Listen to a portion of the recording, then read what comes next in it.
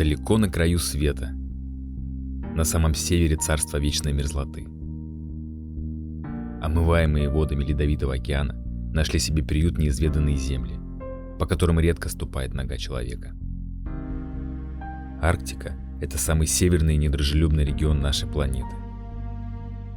Со времен начала мировых географических открытий только самые смелые и отчаянные первопроходцы искали приключений именно тут, в этих суровых и очень опасных землях.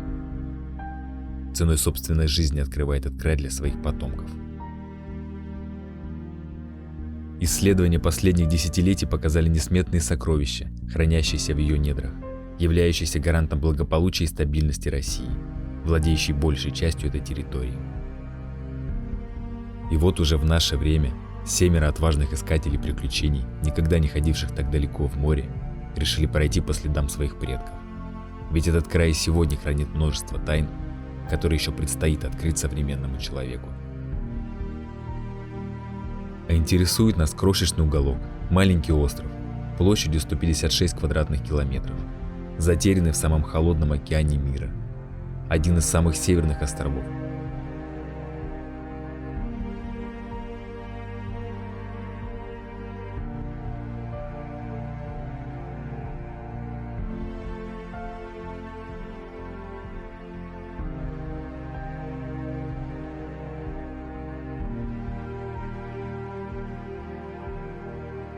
В российской Арктике есть удивительный остров Беннета. Это самая северная часть Булунского улуса Якутии. Остров удивителен по многим параметрам. Первое, наверное, он единственный в Мировом океане, который был открыт пешком. Экспедиция Делонга в 1881 году, возвращаясь пешком после крушения своего судна, открыла данный остров. В 1900 году была организована русская полярная экспедиция, руководимая бароном Эдуардом Толлем, который в окрестностях острова Беннета искал знаменитую землю Санникова. Экспедиция, к сожалению, пропала, и в 1903 году будущий адмирал, тогда лейтенант Александр Колчак, возглавил поисково-спасательную экспедицию. Он начинал с Якутска, прошел огромный путь и, пройдя через острова Большой Ляховский, Малый, Новая Сибирь, добрался до острова Беннета, нашел записку Эдуарда Толля о том, что он там работал, карту района, и то, что Эдуард Толь с 3 своими соратниками вышел в сторону материка. Из-за труднодоступности этот остров, он до сих пор еще мало изучен. В Арктике обостряются геополитические различные интересы стран, поэтому некоторые сенаторы США ставят вопрос о принадлежности данного острова. Но этот остров российский, и у меня зародилась идея о том, чтобы провести экспедицию, и писал заявление в Русское географическое общество о том, чтобы там построить спасательное депо, которое может служить и научным стационаром. В последнее время, конечно, привлекли космические снимки из окрестностей острова. Время от времени выходят огромные шлейфы то ли газа, то ли дыма. Но этот вопрос еще не исследован. Видимо, есть большая активная сейсмическая деятельность. Радостная весть об одобренном гранте РГО пришла только в конце мая, когда природа Якутии почти полностью проснулась от зимнего сна, и лето вступало в свои законные права.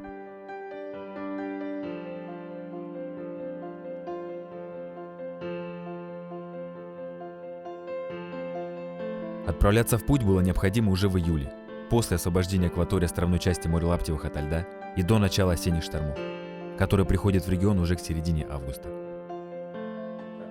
Времени на подготовку к такому серьезному путешествию оставалось катастрофически мало. Попечительский совет РГО утвердил нашу экспедицию, а это президент страны и министр обороны. Первоочередная задача – поиск судна, способного пройти морем до острова, доставив при этом весь необходимый груз. Выбор пал на 13-метровый катамаран и его капитана, Павла Нюргуна Геннадьевича, бороздившего речные просторы Лены уже не первый год и знающего ее нрав не понаслышке.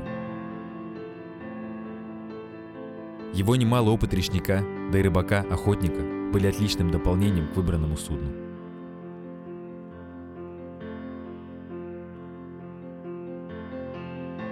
Катамаран и его капитан еще ни разу не ходили по морю, но Нюргун, не раздумывая, принял этот вызов. Он давно мечтал испытать себя в подобном приключении. Да и 2 гондолы диаметром до 1 метра с 4 независимыми отсеками каждая придавали судну необходимую устойчивость и грузоподъемность.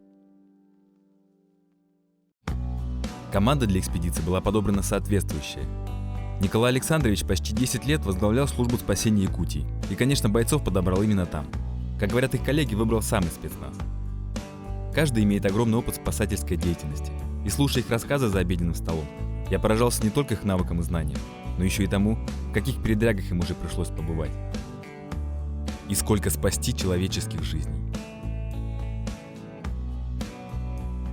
В 2016 году с этими ребятами тоже проводили экспедицию Русского географического общества. Она называлась «Полюс холода соединяет океаны». И впервые в мире прошли из бассейна Тихого океана, пересекли Евразийский континент по реке и дошли до Восточно-Сибирского моря, Северно-Ледовитого океана. А сейчас географически получается у нас, как продолжение. Мы в устье Индигирки закончили, и как раз севернее, 600-700 километров от этого места располагается остров Бенетта, куда мы и планируем добраться. Валерий с детства воспитывался у дяди охотника-оленевода, который передал ему все навыки таежного ремесла и выживания. Кровь южноякутских эвенков и татинских саха течет в его жилах, и эта гремучая смесь сделала свое дело. Может и на лошади горцевать, и кочевать с оленями по тайге. Проводя много времени в лесу, житейским опытом приобрел невероятные навыки, которые определенно не раз спасали ему жизнь. Кадровый охотник. Уже более 20 лет добывает соболей и других животных, уединяясь на несколько месяцев за промыслом в тайге. Писатель, получивший несколько литературных премий. Из-под его пера уже вышло множество стихов и рассказов, полюбившихся читателю.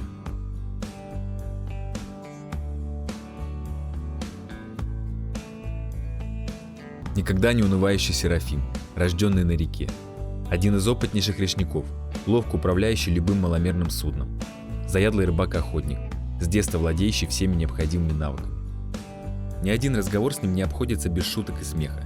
При этом на все ситуации смотрит как будто с высоты, оценивая предпринимаемые действия и не поддаваясь никаким эмоциональным колебаниям. И чем больше я его узнаю, тем глубже понимаю, насколько за всей этой веселой непринужденностью скрывается глубоко умудренный опытом мужчина, взвешивающий и трезво анализирующий каждый свой шаг. Наш богатырь Батыр, опытнейший спасатель, за плечами которого самые сложные спасательные операции. Отличный и надежный соратник, всегда умеющий подбодрить как словом, так и делом.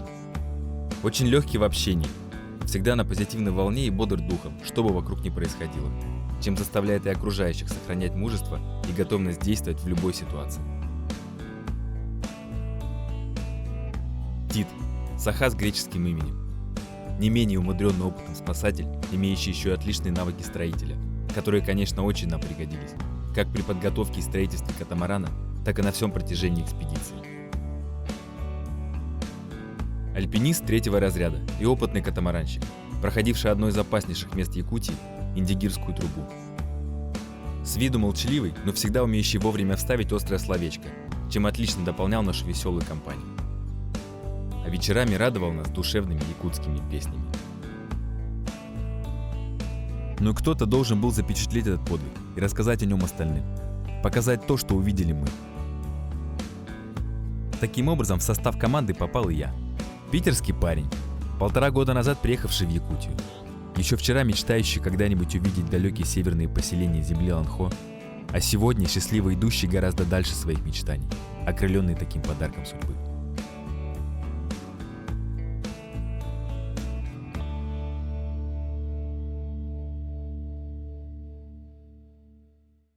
Мы планировали на острове Бенето построить спасательное депо в виде якутского балагана.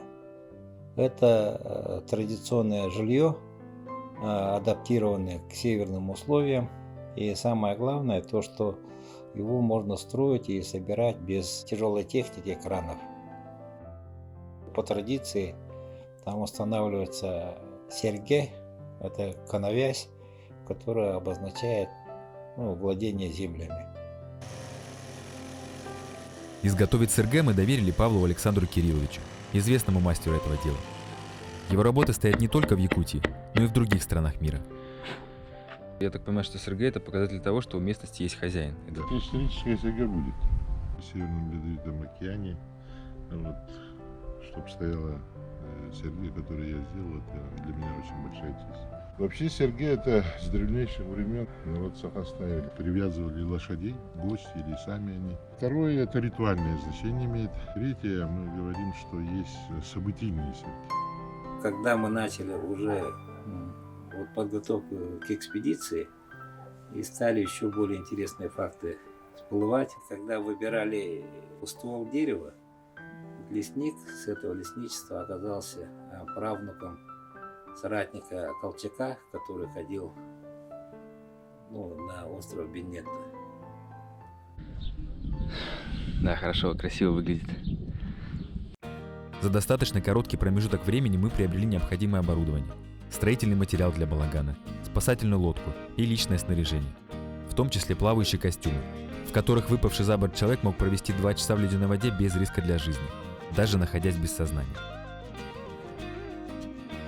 Мотор пока стоит 40-ка Yamaha.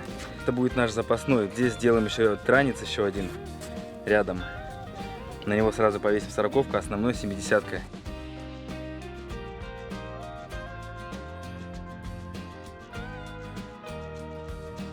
Наконец началась наша погрузка. Вот ребята все упаковали. Это здесь сэндвич-панели герметично сделали. Все, у них работы, конечно, на 1,5 дня это все заняло. Доски, брус. Из этого будет состоять фундамент. Панели будут под низ сложены. И дальше сверху уже будем делать все остальное.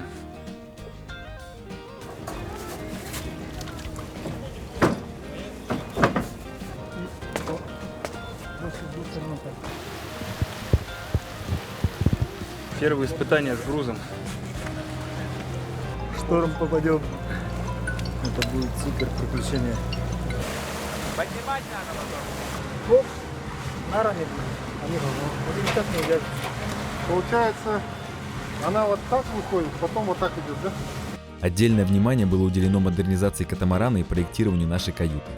Ведь при погрузке всего строительного материала весом около 5 тонн места для обустройства быта и ночлега на 7 человек оставалось не так много.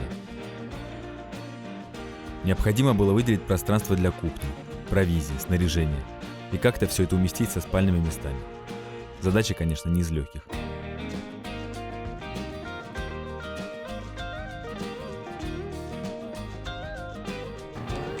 Крыша частично готова. Еще у нас интересный пол. То есть у нас будет вот так вот.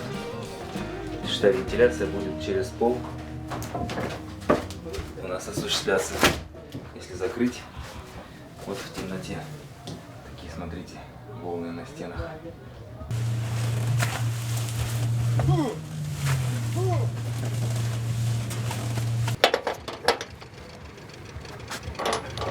Во вторник выйти не удалось, сейчас уже вечер. Планируем отправку завтра. Вот сейчас у нас задача закупить бензину.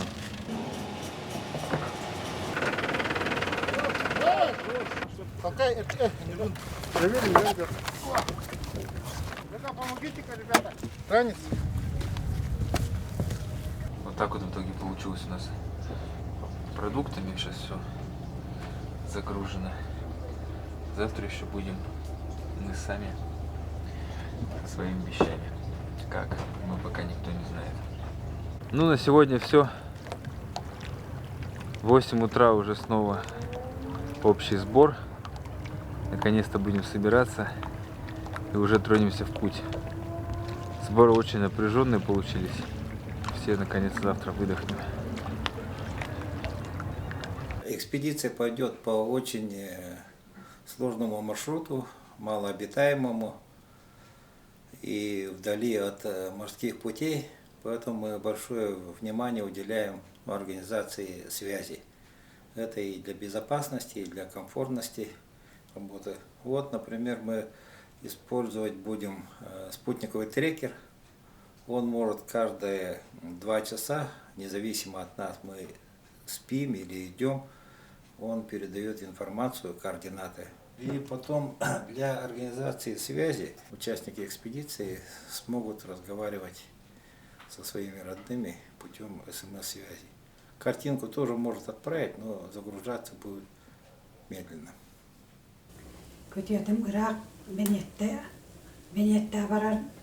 bararına evestəmin onunla ürdüğün yıllardan kömüskendin diye ondan havalan tuttanlar onu bu uyatın diye ben bağlamam oldum.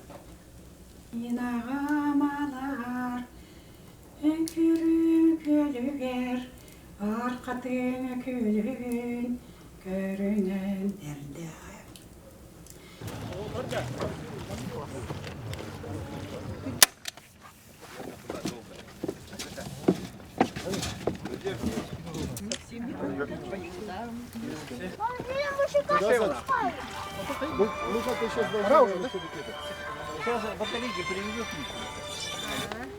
Сегодня знаменательное событие. На грант Русского географического общества у нас сегодня отправляется более чем 3000-километровое путешествие, экспедицию, наш замечательный экипаж. И давайте мы им пожелаем, чтобы они вот такое далекое путешествие совершили в очень бодром, хорошем, радостном духе, и чтобы никаких там хворей у них ничего не возникало, и всегда был попутный ветер. Давайте пожелаем им.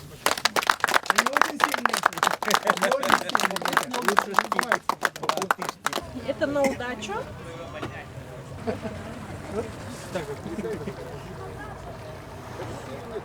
Все, по коням.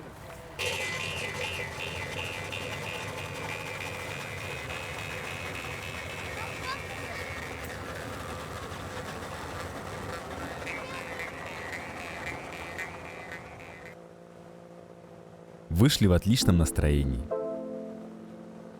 Несмотря на общую усталость, завершение сложного периода подготовки, строительства, погрузки было для каждого как гора с плеч. Наконец-то экспедиция началась, и это всех серьезно ободряло. Вперед, друзья, с высоко поднятой головой.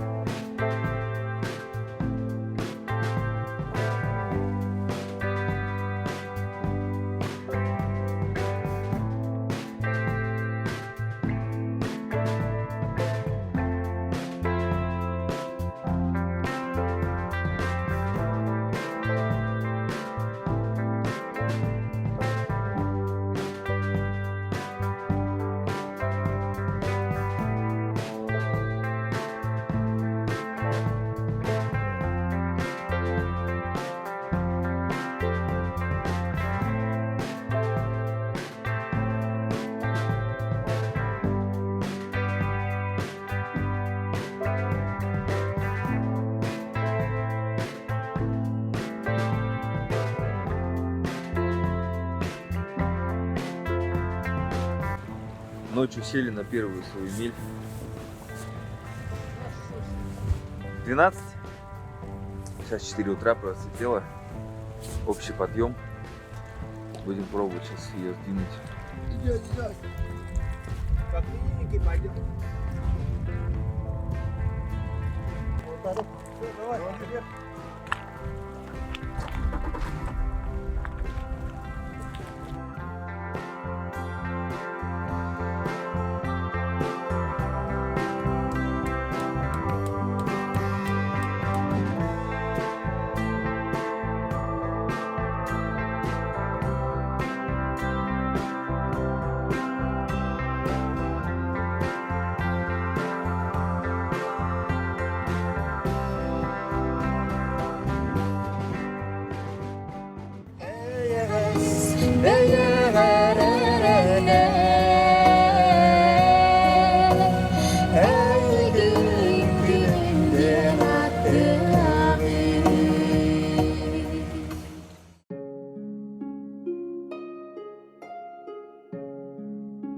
Итак, впереди нас ждет первый вдохновляющий этап нашего путешествия – путь вниз по Лене, где к востоку от ее устья на берегу моря Лаптевых расположился один из самых северных поселков мира – Тикси.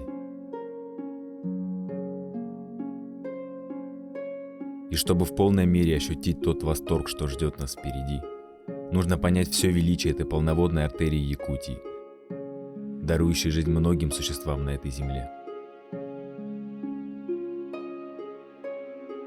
Лена почти полностью протекает по территории вечной мерзлоты. По праву она считается одной из крупнейших рек мира, протяженностью почти 4500 километров, а максимальной ширины местами достигает до 30 километров. Летом в теплую солнечную погоду жители Якутии наслаждаются ее зеркальной речной гладью. Но стоит ветру ускориться, как тут же Лена приобретает очень суровый нрав. Особенно ближе к устью, где нарастающая волна усиливается ее скалистыми берегами. Говорят, что многие рыбаки севера опасаются ее гнева куда больше, чем буйства моря Лаптевых. Ну а мы ждем капризов могучей реки с нетерпением и предвкушением, ведь это будет отличный шанс испытать катамаран в действии и с большим пониманием наших возможностей смело углубиться в море, потеряв из виду берег.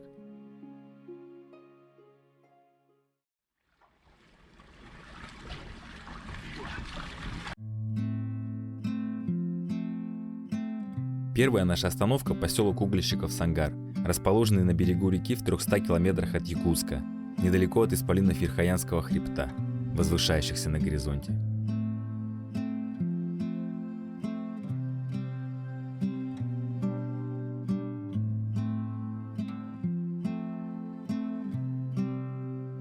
Тут нас ожидала очень теплая встреча моих друзей.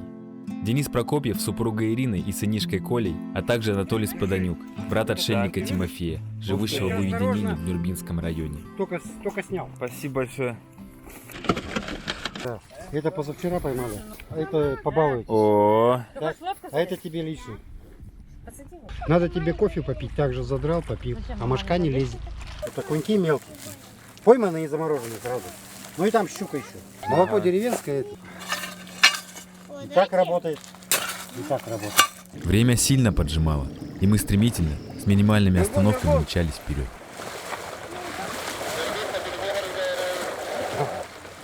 Все ясно. Магнитики привезите. Себя берегите, лишний раз не рискуйте. Научи его там якутскому языку. Чтоб хоть немного понимал. Да. Берег с друзьями удаляется, а передо мною счастливое лицо Серафима. Ведь он дома, в близких сердцу местах. Всего в нескольких километрах ниже по течению, на другом берегу Лены, расположился его родной поселок Калица. нельзя. Так и надо. Кусай их. Особенно вот того. С камерой. Мы же хотели взять нам от Миши. Нам такие нужны наглые. От белых медведей там кто бы нас... Это как раз для него. Вышли дальше, и меня с Серафимом в скором времени отправили делегатами на проходящий мимо пароход капитан Суетин, буксировавший по Лене баржу с гравием в Жиганск для строительства аэропорта. Встретил нас крепкий паренек Степан и повел меня в капитанскую рубку, где я сразу без лишних разговоров и объяснений договорился со старшим помощником капитана Алексеем Юрьевичем, чтобы взяли нас на буксир. Все отлично. Спасибо ребятам. Договорились. Очень радует, что нам по дороге встречаются хорошие люди.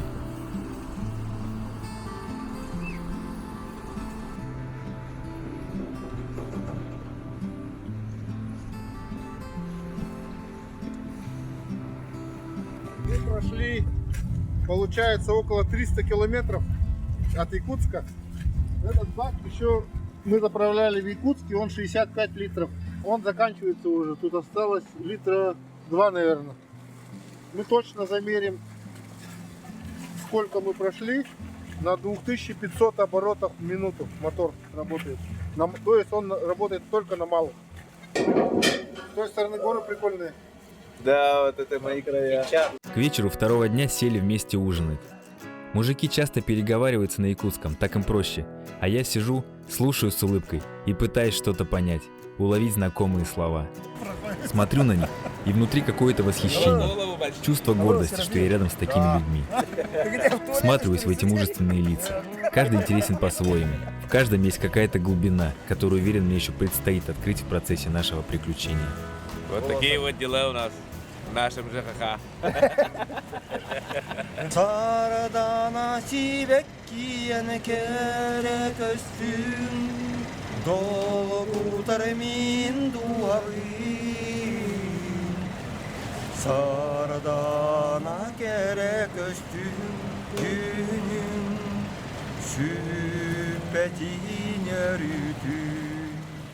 В итоге наш путь на данном этапе превратился в так необходимый перед дальнейшими испытаниями отдых, длиной в 400 километров.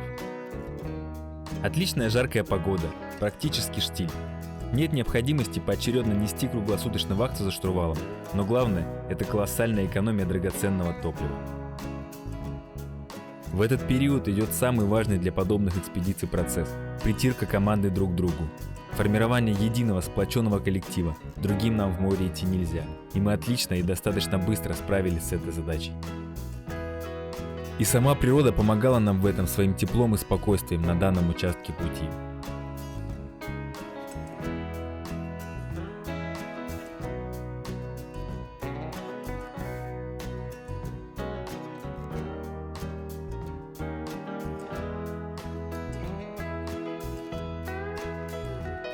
А еще здесь произошло очередное удивительное для меня событие. Сидя в плавках под палящим солнцем, наслаждаясь теплом летнего дня, мы пересекли Северный полярный круг. Кто поверит, что полярный круг мы пересекаем как экватор? Денег куда можно сделать? В одних плавках.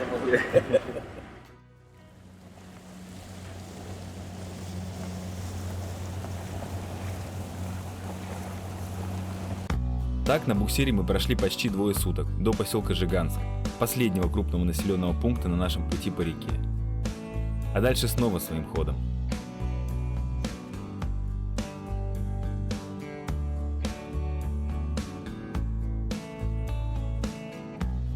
Ветер резко усилился. Как будто не пуская нас вперед, нещадно бил в лицо. Управлять катамараном стало сложнее. Приходится бороться с нарастающей волной, а мотор то и дело захлебывается, хватая винтом воздух. Наконец-то первая проверка возможностей нашего судна, весом 6,5 тонн.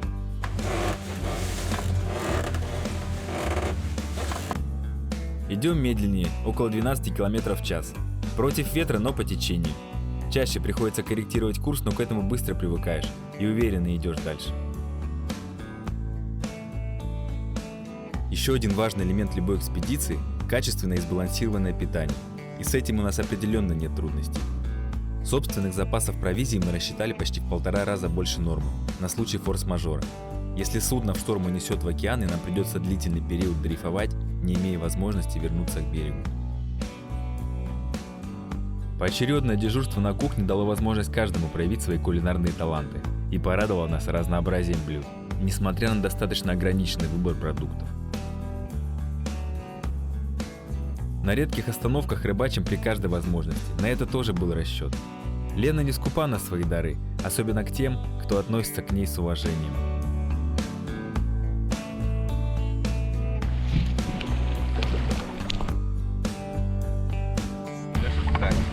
Отсюда именно?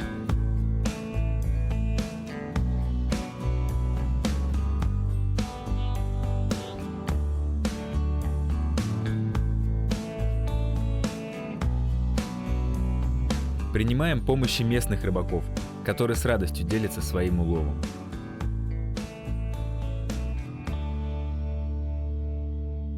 Она в Кобяйском районе, когда она высаживает, да, икру, где она там за 2-3 раза больше бывает. Икринка вот одна. Вокруг пошла красивая горная местность.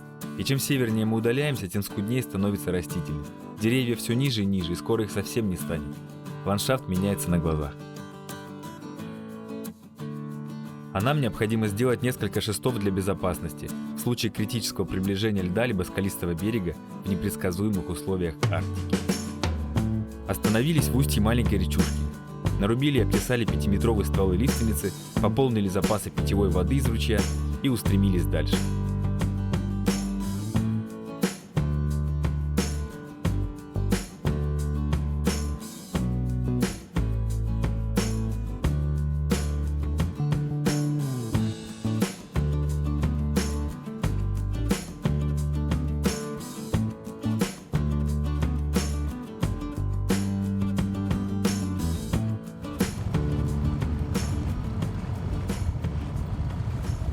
Без 15. Я сегодня в 2 часа ночи заступаю на смену за штурвал. Мне прямо интересно, что меня ждет, потому что сейчас с каждым часом все вот холоднее, все. Я достал пуховик уже зимний, потому что чувствую, что придется в нем. Вот там интересно вдалеке стелется туман с гор. Постепенно приближаемся к устью Лены. Осталось чуть более 100 километров. Места вокруг все более завораживают. Невероятные пейзажи, напоминающие волшебный мир фантастической сказки.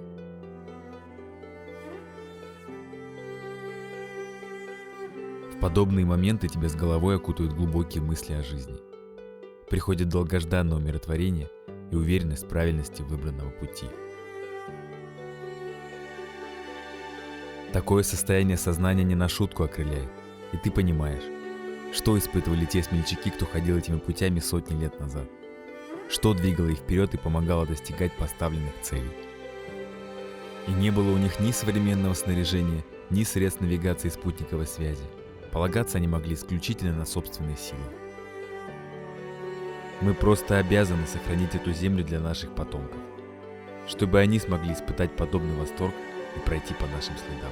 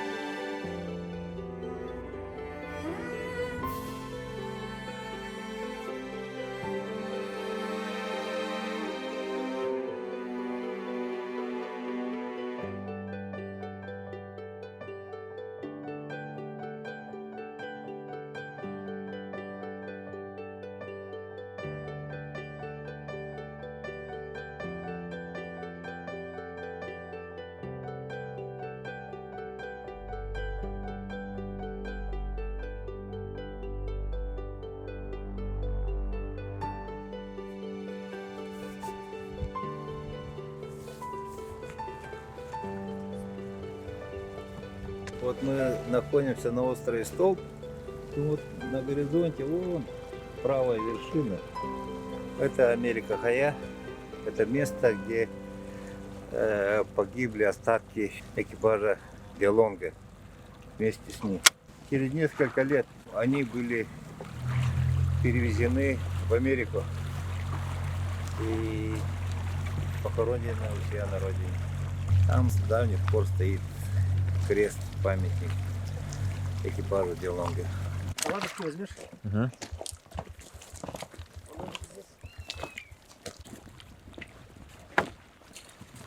Только что его сокол Сапсан атаковал.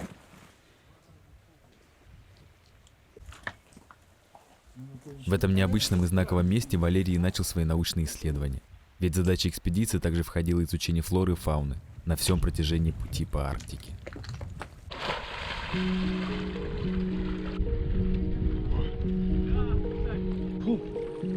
Всю ночь шел, где-то часов с 2 до 8. Его еще видно было издалека, когда шли и смотрели на него несколько часов. Остров очень красивый, особенно если посмотреть сверху.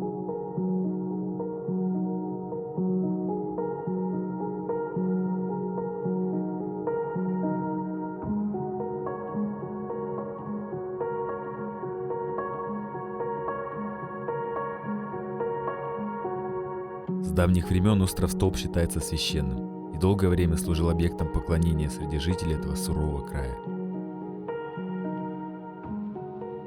Говорят, если взглянуть на остров под определенным углом, можно увидеть профиль головы шамана.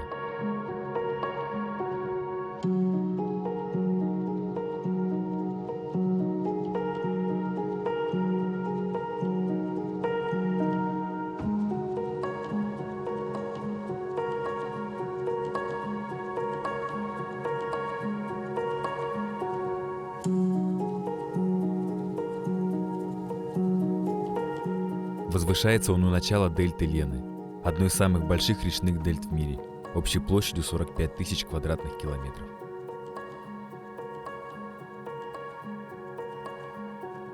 Не передать словами тот восторг, что испытывала вся команда, наблюдая окружающие пейзажи, все ближе и ближе подходя к конечной точке первого этапа нашего пути.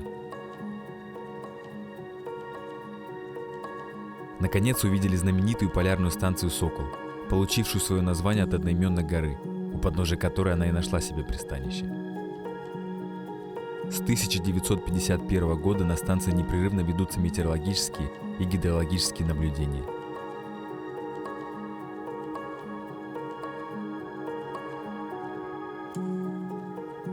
Тут нас и встретил настоящий северный ветер. Усиливая свой напор, заставил остановиться и осмотреться. До этого момента Лена нас подобным буйством не испытывала.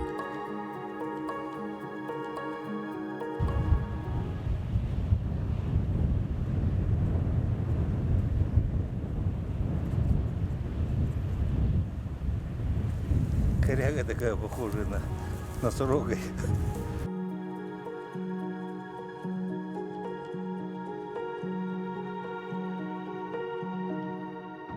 Осмотревшись, капитан принял решение идти.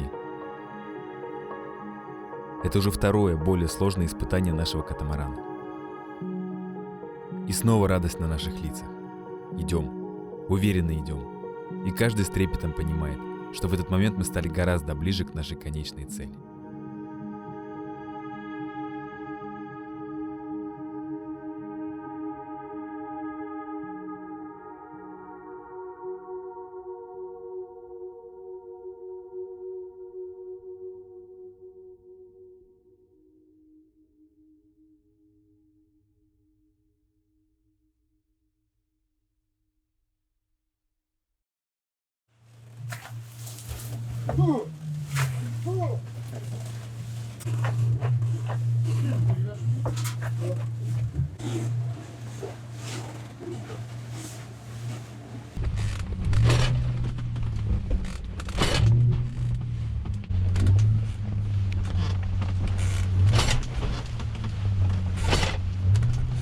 Так, он 7 часов встал, сейчас 9:45, 2:45.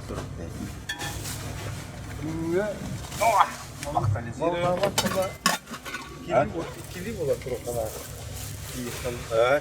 по 2 человека, а то Опасно. в лес ходить. Пожалуйста. Спасибо. К полуночи на свой страх и риск решили сократить около 50 километров пути через мелководную протоку, где мы очень рисковали сесть на мель, уходя с фарватера. Правда?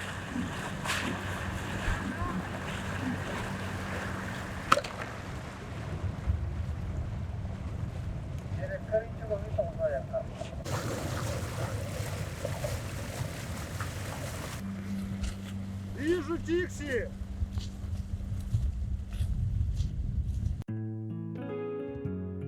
Совместная работа помогла успешно обойти все препятствия, и утром 5 августа на 7-й день пути мы прибыли в Тикси, а вернее пришвартовались с другой стороны Быковского мыса, в заливе Ниелова. Мы прибыли в Тикси, это бухта Ниелова. Отсюда как бы запасной речной путь до Тикси, полчаса езды. А если морские суда идут, допустим, из устья Лены, они должны обходить большой полуостров, поселок Быковский мыс. И это почти мы сэкономили около 2 дней пути для нашего катамарана. Тикси встретил нас отличной солнечной погодой, и как мы позже убедились, это был для нас очень хороший подарок. Таких приветливых дней в этих краях не так уж и много.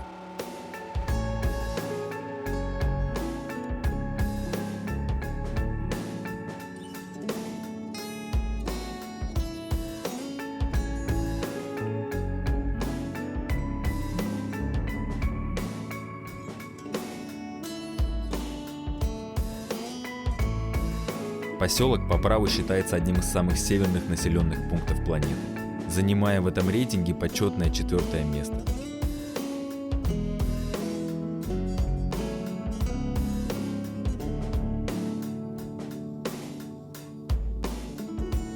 Первым делом поехали решать вопросы согласования экспедиции с пограничными и другими службами. И их решения затянулись на несколько дней, ведь только в одну сторону по нашему маршруту мы пересекали границу 6 раз. Тут Николай Александрович встретил своего давнего друга, открывшего недавно в Тиксе своими силами музей естественной истории Якутии. Вы же учились вместе, да? Конечно. В школе вместе учились. Ядовитый змей. А в Южной Якутии там поопаснее, да? Буков Александр Юрьевич, доктор биологических наук. Он председатель Русского географического общества. Бурунского местного отделения. Да, Бурунского отделения. И вот председатель Ассоциации полярников. Очень уважаемый и очень много знающий человек, энтузиаст, и краевед, путешественник, и профессионал. Был создан заказник. Он должен взять под охрану большие территории тундры арктической, арктических пустынь на островах Бенетта, Генриетта, Женетта. И, в общем, ту флору и фауну, которая там находится. Краснокнижные виды, особенно большая угроза для морских животных. Белухи, морской заяц, конечно, белый медведь. Многие птицы тоже под угрозой. Вот этих птиц Николай Александрович лучше меня расскажет. Он их все знает. Самые ценные экспонаты вот здесь. Хорошо сохранившимся роговым чехлом череп бизона. Найден на Большобляховском острове. 40 тысяч лет возраст. Это мамонтенка череп. Вот этот вот хвост мамонта ездил в 2008 году на выставку Экспо в Японию.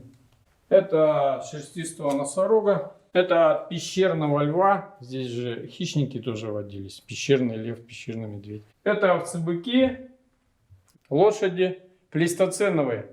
То есть 10 тысяч лет назад все это вымерло вместе с мамонтами. Бизоны остались на Аляске, в Гренландии. Дикий северный олень самый неприхотливый, поэтому они в живых остались. Ну и овцебык. Овцебык тоже остался в Арктике. В 1995 году мы завезли 22 с Хаттинги. И они сейчас достигли численности в районе 400 особей. Они бегают по Бурунскому району в разных местах. Обсидиан, вот это с Бенетта. Где-то 50 миллионов лет назад эти вулканы, Бенетта это потухший вулкан, они еще функционировали. Помимо организационных вопросов выйти мешала непогода. Уже на второй день нашего пребывания ветер усилился, небо затянуло и пошли дожди. На море Лаптевых поднялся шторм, и даже крупные суда пережидали на мысе Быково. Благодаря этой паузе мы смогли немного модернизировать наше судно. Потрудиться пришлось немало. Почти полностью разгрузили материал и бочки с вещами, перевязали для большей прочности балки между собой, смазали заклепки и закупорили трубы, для избежания попадания внутрь соленой морской воды. Ведь от нее будет повышенный эффект коррозии. Иначе соединительные элементы каркаса могут сильно проржаветь и повредиться. Добавили носу судна обтекаемости, что немного улучшало наши ходовые характеристики. А также сделали леера, улучшили быт в каюте и увеличили на одно количество спальных мест.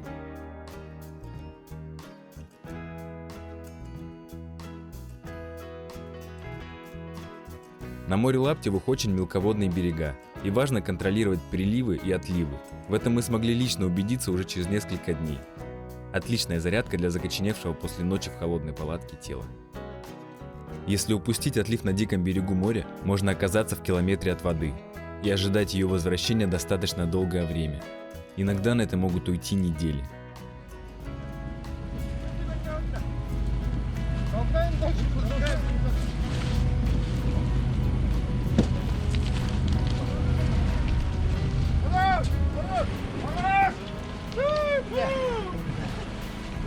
полной мере мы не ощущали штормовой мощи моря Лаптева, так как были в ветровой тени полуострова Быковский и до конца не представляли, что же творится за мысом. Но сидеть так на берегу было уже невозможно. Чем больше мы пережидали, тем сильнее накатывали тоска и сомнения, что сможем пройти куда-то дальше и не закончим свой путь на этой земле. Ведь каждый пропущенный день может оказаться решающим в судьбе экспедиции, а мы и так вышли на 2 недели позже необходимого. И несмотря на то, что нас просили не торопиться с выходом, на 5-й день Николай Александрович, посоветовавшись с капитаном, принял решение идти до мыса, к поселку Быковский, а там действовать по обстановке.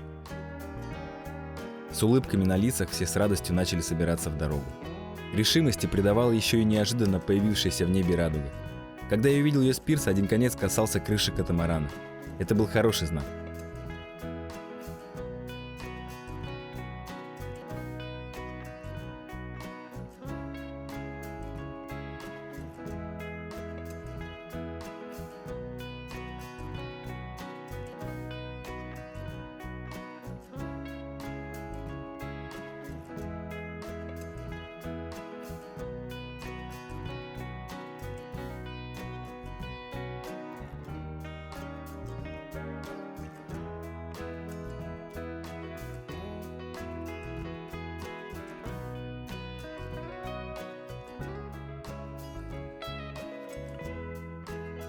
Итак, мы направились к Быковскому мысу, арктическим воротам Лены, месту, где Великая река отдает свои воды и энергию Северному Ледовитому океану.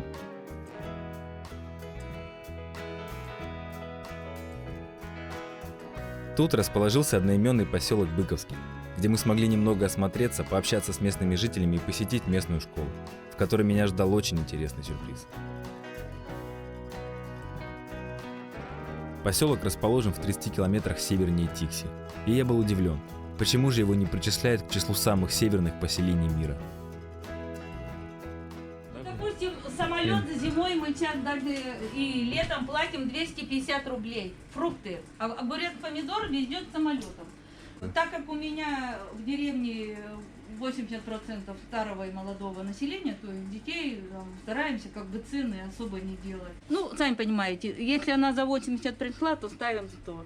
Быстро делать не можем, бабушки, дедушки, они не поймут. Всегда ветер, холод, куртки не снимаем практически. Я обычно тут в унтах еще сижу, да я не успела унты еще принести. В это время обычно так сидите, да? Здесь зарабатывают кто на рыбалке, кто-то еще как-то. Что-то колхоз, и здесь очень удобно расположена транспортная инфраструктура морская именно. У вас тут квадрокоптеры, смотрю, Да, все. у нас... Очень неожиданно встретить в таком месте Да. высокие технологии. 3D принтер даже у вас есть. Ничего себе. Когда большая вода показалась до горизонта, мы поняли, шторм утих, и все готовы смело рискнуть впервые удалиться от берега на десятки километров. Северный Ледовитый океан раскрыл нам свои объятия, и мы устремились дальше к нашей цели. Первый наш дальний морской переход длиной в 120 километров до следующего мыса – Борхая.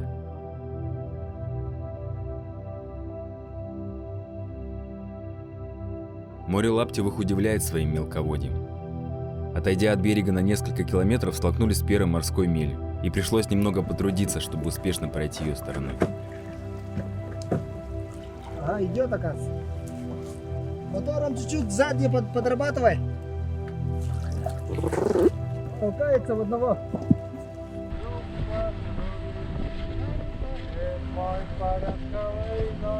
Нюргун сел за штурвал, включил в наушниках Цоя, и на несколько часов мы его потеряли. Он впервые был на море, впервые на своем катамаране, и я видел его счастливый взгляд, устремленный в бескрайние просторы морской глади.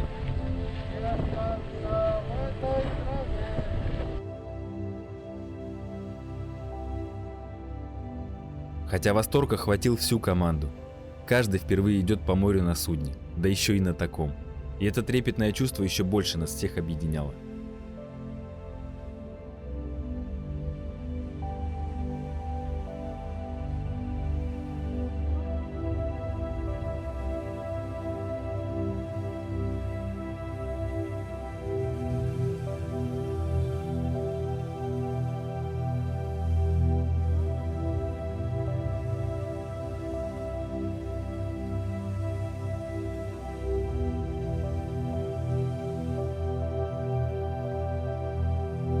Сейчас сделаем небольшой эксперимент. Подключим второй мотор, замерим скорость.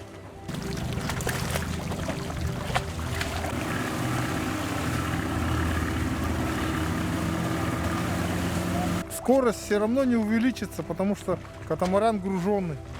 Больше 11 км в час его не разгонишь.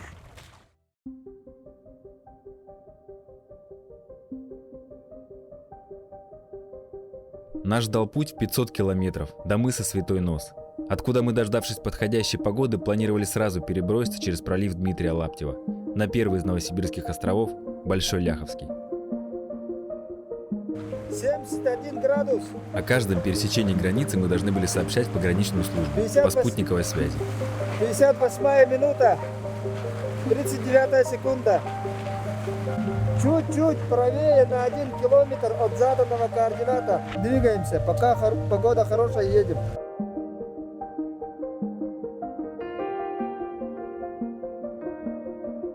Да, вышли в море, тут волна уже другая стала, она уже начинает укачивать. Чувство такое, которое раньше не чувствовали. Некоторые, в том числе и я, тут же испытали морскую болезнь, и спасение от нее нашлось только за штурвалом. На реке даже при сильном волнении подобного никто не испытывал. На линии каждый хорошо освоил навыки управления катамараном, и капитан мог смело доверить штурвал всей команде.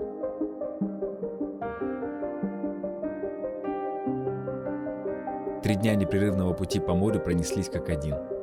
После мыса Боор-Хая стремительно пошли параллельно береговой линии, мимо устья реки Яна, где в давние времена начинал свой путь по морю Колчак. Там вот получается устье Яна вот с той стороны, она намывает, да, пески? Да, с реки выносят все пески, все вот эти. Очень удивительно получается вокруг.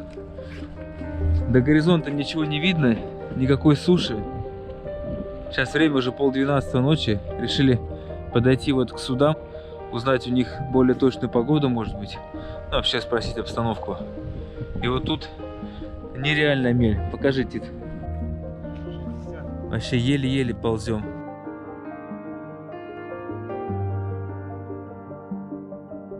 На горизонте все чаще всплывали темные дождевые облака. Ветер бил в лицо, да и морское течение вряд ли подталкивало нас вперед. Медленно, но верно мы двигались к нашей цели.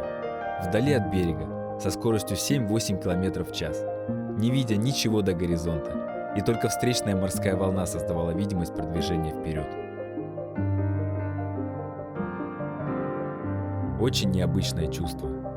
Кажется, что это бесконечная дорога, не имеющая конца и края.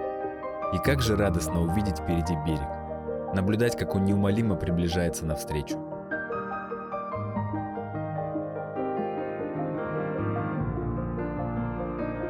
Очередной вкусный обед у нас сегодня. Вот нас Тикси угостили уткой, утиный суп. Едим. Идем по морю. Километров через 80 у нас будет Святой Нос. До мыса Святой Нос оставалось каких-то 25 километров, а до острова Большой Ляховский 90. Погода ухудшалась, но еще была терпимой. По прогнозу ветер резко усиливался через 12 часов.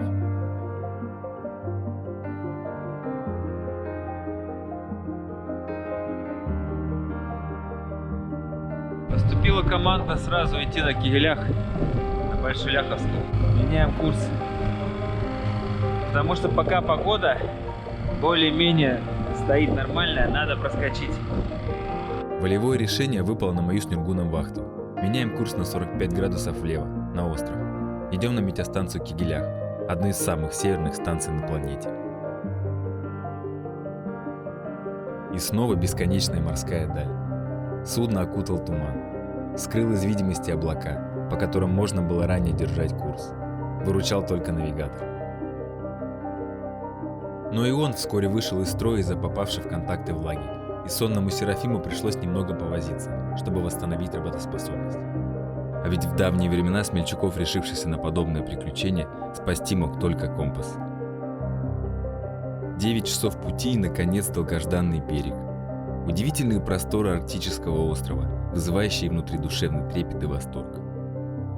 Неужели мы наконец достигли этих далеких земель? Я действительно оказался гораздо дальше своих мечтаний.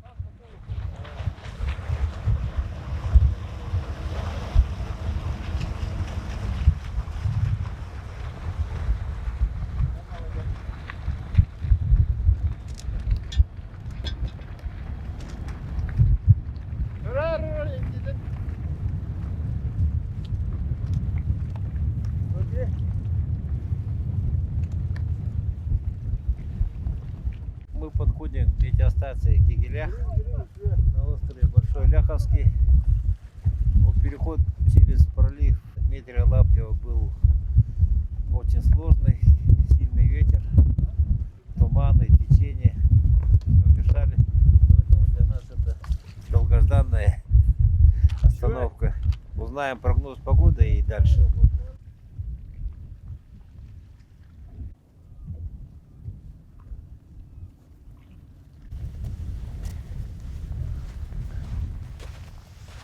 Итак, на 15-й день экспедиции мы прибыли на первый из 4 островов, вдоль которых нам предстояло пройти до острова Бенетта. Нашему взору открылась очень необычная картина. Восторг сменился некоторым замешательством при виде береговой линии метеостанции, где всюду были остатки металлической техники и огромное количество бочек. Как же жестоко на теле планеты отражается необдуманная деятельность человека, в совокупности с губительными для нашего народа событиями недавних лет. И как же сильно захотелось все это как-то исправить, несмотря на то, что задача эта кажется абсолютно невыполнимой.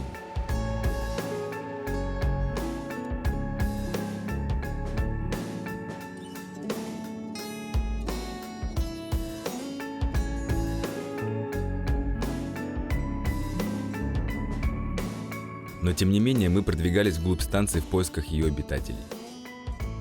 И снова внутри закипела буря восторженных эмоций. Неужели это не сон, и я нахожусь в таком фантастическом месте? Север действительно навсегда отпечатывается в памяти человека, увидевшего его хоть раз. Первыми нас встретили 2 лайки, а затем на пороге дома появился и сам хозяин, метеоролог Степан Орлов, который с радостью предложил нам согреться в доме и выпить горячего чая. Что у нас с погодой? Да, так сейчас похолодало маленько, до этого потеплее было. Можно узнать вот на ближайшие? Всего на станции трудится 2 человека, вахтами до 2 лет. Чуть позже к нам присоединился начальник станции Добролюк Александр, и оба с большим интересом слушали наши веселые истории. Метеорологи на станции уже около года, и было видно, что ребята очень скучают по человеческому общению. И сразу 7 путешественников, неожиданно свалившихся им на голову, отлично скрасили их трудовые будни. Я думаю, окошко вот оно. Это порывы, при таких порывах мы приехали. Мужики уговаривали нас остаться хоть на денек. Да и мы очень радостно приняли уют домашнего очага, горячую воду, нормальный обеденный стол. Но все были полны решимости идти дальше. Радость достигнутой цели, первого арктического острова, подталкивала нас еще больше вперед, и через пару часов мы начали собираться в путь.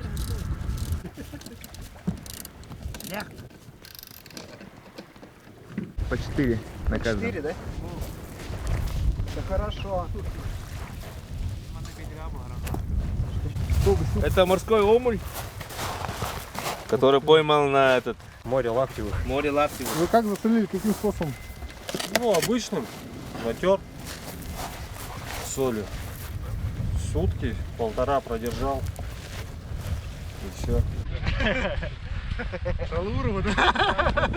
Да. Жохова, забери. Сюда за гостиницу. Работать и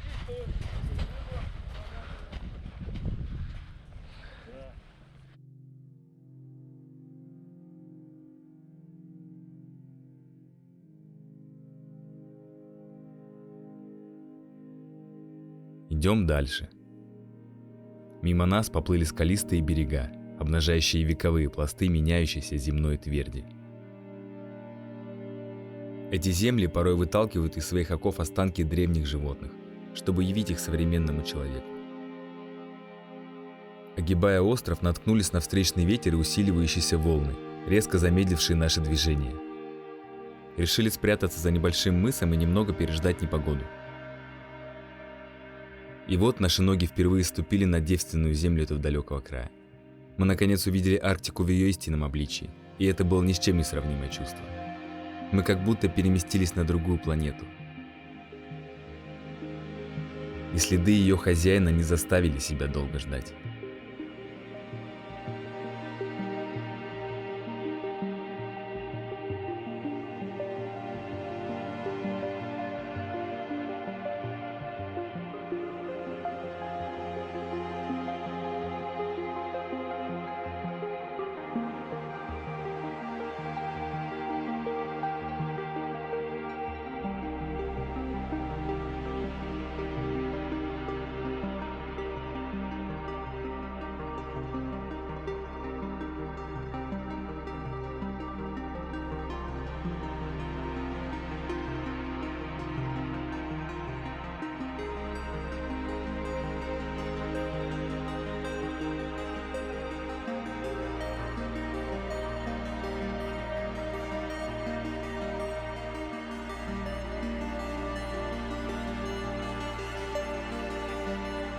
Ветер немного стих, и мотор заревел с новой силой, толкая наше судно вперед.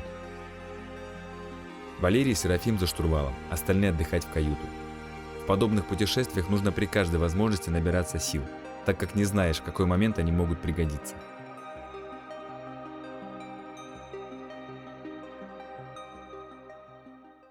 Мне снился тревожный сон.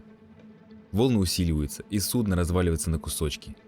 Сквозь забвение я чувствую, как наш катамаран раскачивается все сильнее и сильнее, и мой разум начинает понимать, что все это происходит наяву.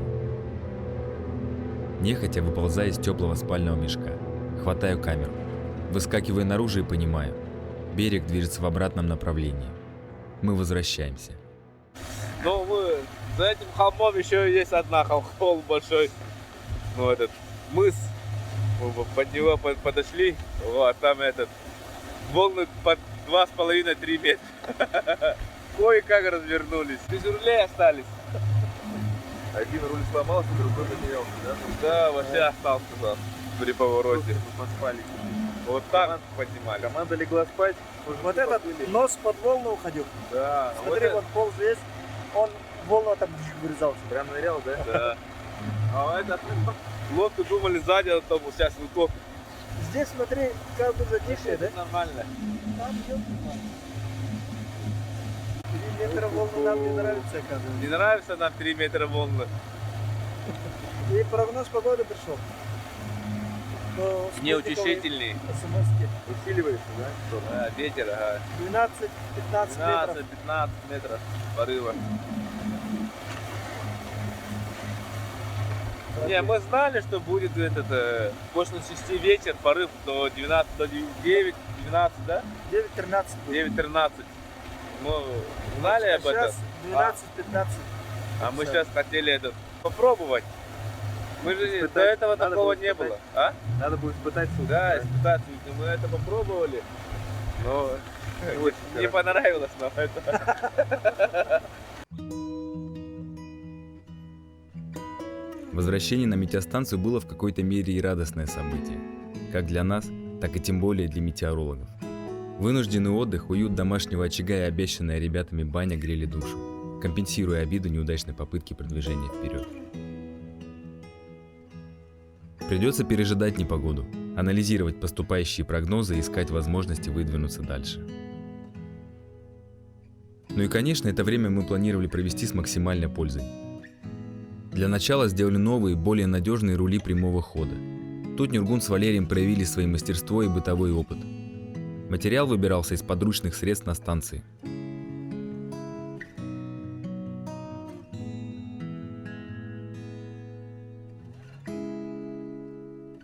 Также решили произвести испытания наших плавающих костюмов в условиях Арктики.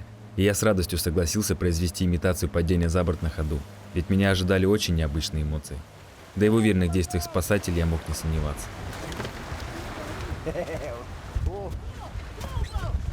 Вода затекает. Холодная. Но костюм держит.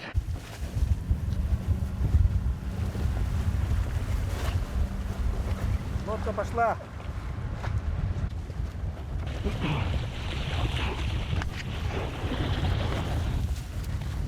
Лестницу. Готовьте лестницу.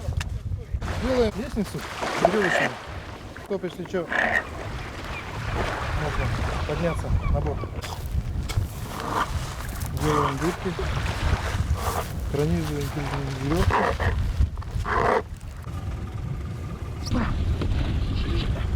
Поднимайте.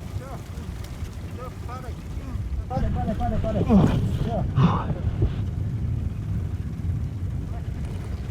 Ну, держит хорошо.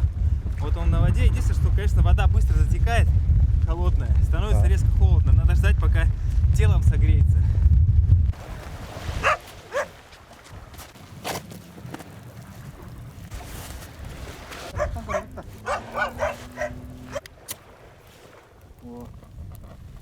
Вот его хватит. Остров, в дополнение ко всему, порадовал нас еще и встречами с дикими арктическими животными. Всю дорогу по морю, а также по приезду на станцию нас провожали любопытным взглядом нерпы. А тут на берег выплыл отдохнуть морской заяц, которого не часто встретишь в этих местах. Жаль, собаки согнали его в воду, не дав нам с ним как следует пообщаться.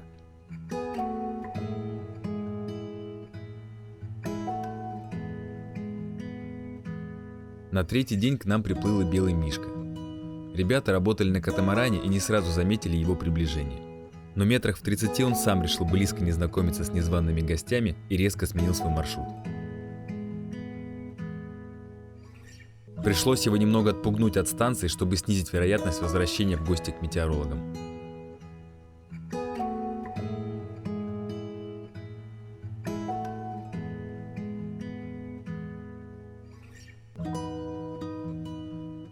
Помогая Александру рыбачить, я познакомился с диковинным морским тараканом, который, на мое удивление, непонятно какими органами полностью съедает залежавшуюся в сетях рыбу, оставляя только скелет да чешую. Пределом всего стала возможность прикоснуться к далекой истории, впервые ощутить своими руками берцовую кость мамонта, былого хозяина этой земли, а также его позвоночник и зубы. Незабываемое чувство, как будто переносишься на тысячи лет назад, когда по этой земле бродили в поисках пищи эти древние создания. Возьми себе вот ради сувенирчик. Ну, один зубик возьми. Серьезно? Ну а что? Бери. Это же вообще бесценный подарок. Подарок тебе. Спасибо. Добро пожаловать в ледник. Увидишь мерзлоту изнутри, как она есть. Вечная мерзлота. Здесь еще не так сильно, он внутри там подтекает. Весной, в основном весной все натекает. Раньше не было такого? Не было.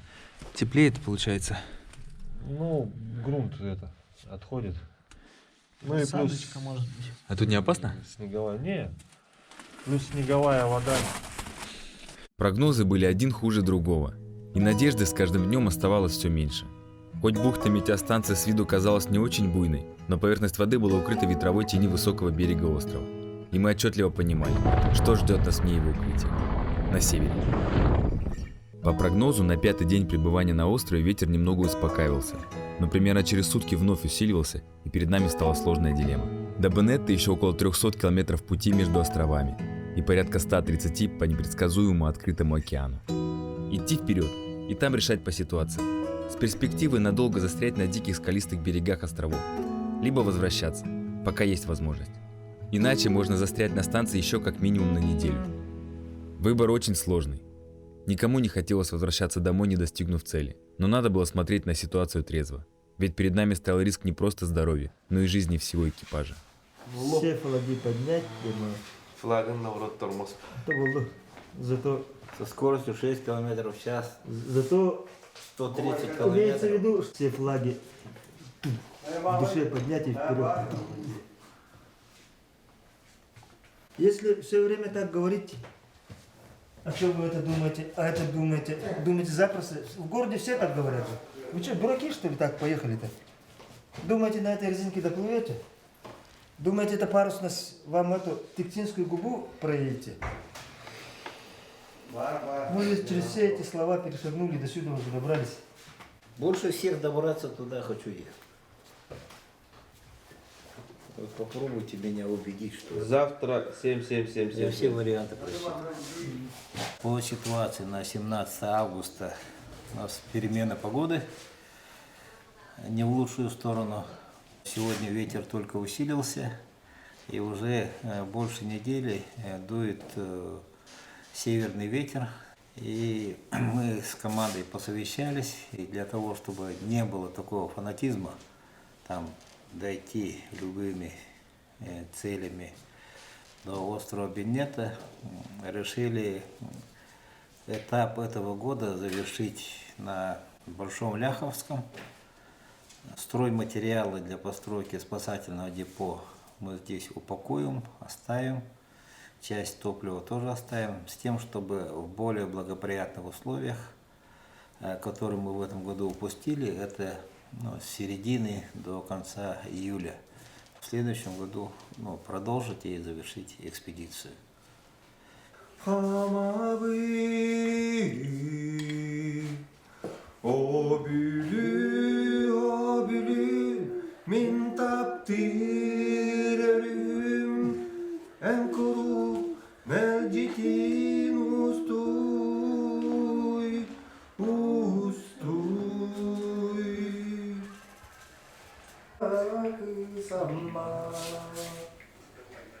Тут третья линия.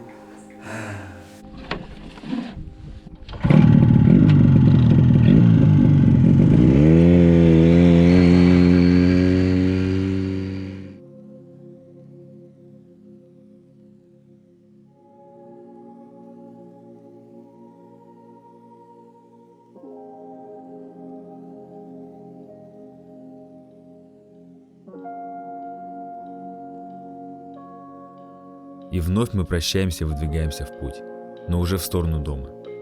Со смешанными чувствами досады невыполненного долга, радости скорой встречи с домом и тоски прощания с этим уникальным краем.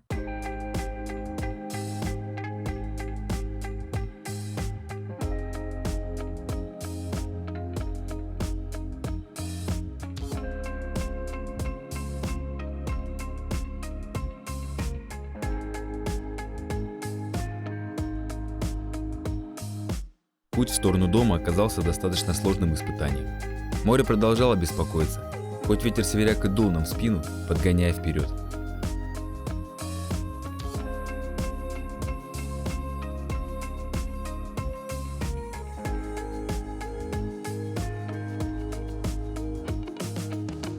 Ночью волной оторвала лодку, и мы заметили ее отсутствие уже в момент, когда она скрылась за горизонтом. Развернулись и пошли обратно по своему следу. На наше везение ее не сильно сбило с траектории движения катамарана, и через час мы снова шли в направлении материка.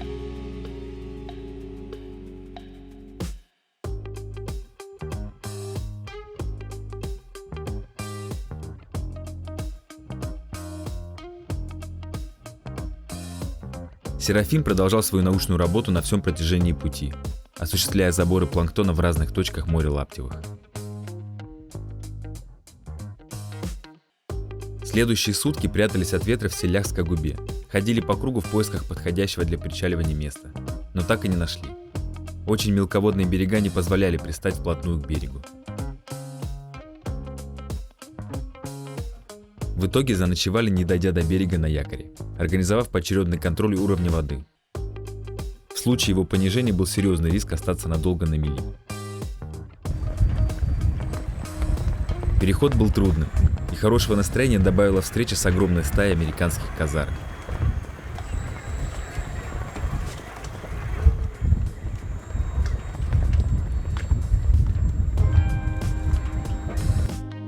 Последний день хода выдался удачным, дорогу освещало солнце.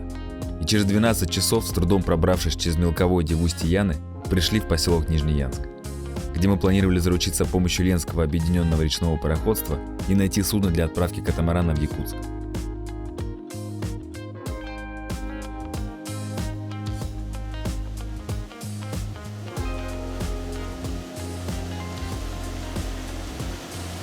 Вот и конец нашего приключения.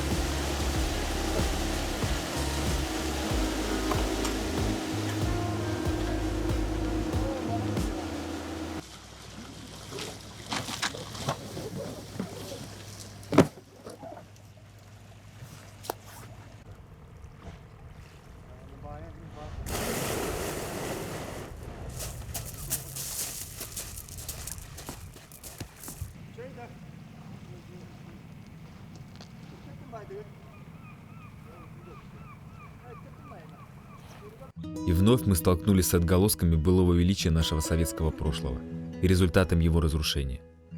Некогда большой, густонаселенный поселок с десятками многоквартирных двухэтажных домов сегодня почти весь находился в руинах. Дома умирают, когда из них уходит человек. Нижнеянск является транспортным узлом, куда крупные суда доставляют необходимые для жизни далеких поселков ресурсы, которые направляются дальше вглубь материка, по мелководным рекам. Добраться домой нам помог сухогруз Вадим Тюрнев, доставивший так необходимый жителям этих холодных краев каменный уголь. 5 дней мы ожидали на берегу его захода в порт и полной разгрузки. Сегодня праздник.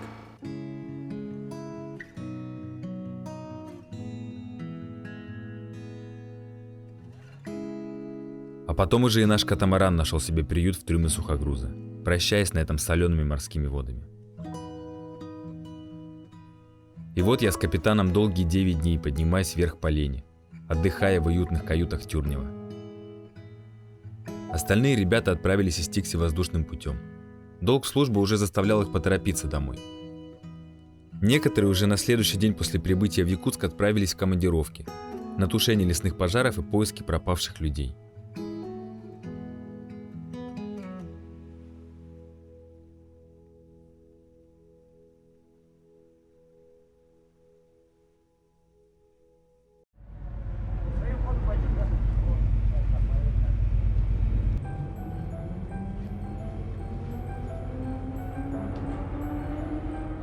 Вот и завершился первый этап нашего незабываемого путешествия на край света, хотя никто и не планировал его разделять. Но природа диктует свои правила, и не стоит ее ослушиваться. И мы все надеемся, что в следующем году уже ничто не помешает продолжить начатое дело, и нас ждет еще более интересный и захватывающий сюжет.